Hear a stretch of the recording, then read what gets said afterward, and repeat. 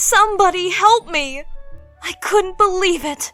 I had gone into labor, and I was all by myself. I was supposed to be at work today, but I called in because I felt like the baby was coming soon. And I was right. I had to get to the hospital, and quickly. But how could I when the contractions were already starting? I pulled myself to my feet and tried to relax myself. It's okay, Sylvia. You're going to be fine. You just need to find a phone. I tried to calm myself down and talk myself through it, but the pain was getting too great. How was I going to get the help I needed? I left my phone on the counter, and I could barely stand up. But I had to call 911. Otherwise, my baby might die. Come on, you can do this. I tried to pull myself to my feet, but the baby was coming and I could feel it. The phone was just out of reach, and every time I got to my feet, I collapsed from the pain again. As I lay on the kitchen floor, I had to accept that maybe this was it. There wasn't anyone else home at the moment, and I was all alone here. I'd just have to deliver it on my own. Just then, I heard a horrifying sound. It was my front door. I tried to see who it was, but I couldn't from where I was lying on the floor. My neighbors? No, they were out of town this week. A delivery man?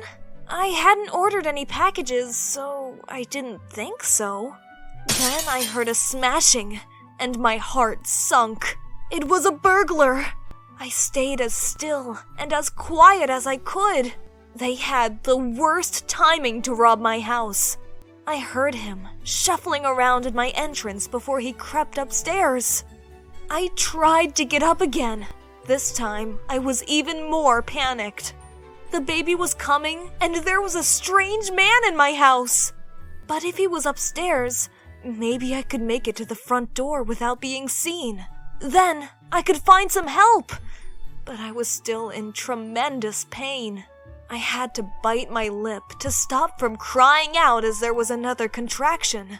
I could hear the robber upstairs, rummaging through all my things, but I couldn't concern myself with that right now.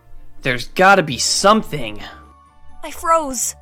His footsteps approached the top of the stairs, and I quickly hid in a closet and lay down. I'd lost my chance to escape now.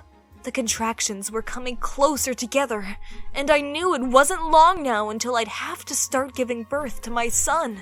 So, I just had to hope the robber would leave soon. But I let my guard down for just a second, and I accidentally let out a small shout of pain. Ah!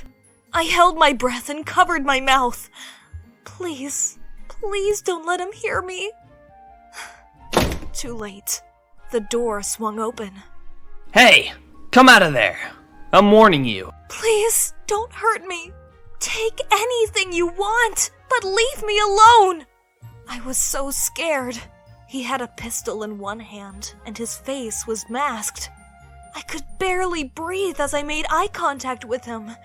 He gestured to a nearby chair. Sit there and don't move. Got it? I had no choice but to follow his orders. I didn't want to put myself in any more danger. I managed to pull myself into the chair and sat quietly, hoping he wouldn't take too long. But now, I noticed the burglar had gone quiet. I heard him talking to himself. This isn't how it was supposed to be.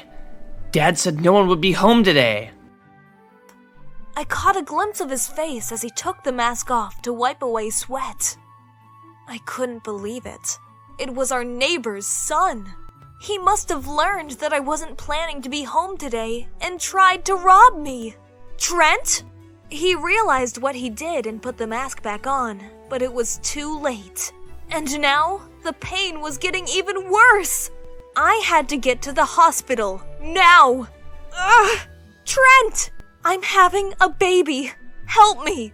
I knew Trent wasn't a bad person. His parents were always very kind to us. So, I hoped he would be able to do the right thing. He seemed frozen in fear, and he finally realized that I was in labor. Then, Trent did something surprising. Okay, let's get you to the hospital. He put his gun in his pocket and helped me to my feet. We left my house in a hurry and sped towards the hospital as fast as he could. Trent was focused on getting me there as fast as he could. He was breaking all kinds of speed limits. That's when we saw the police car behind us with sirens blaring.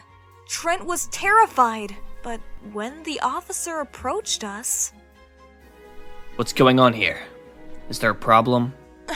Officer, I'm going to have a baby, and this nice man was driving me to the hospital quickly. Could you take us there? Please?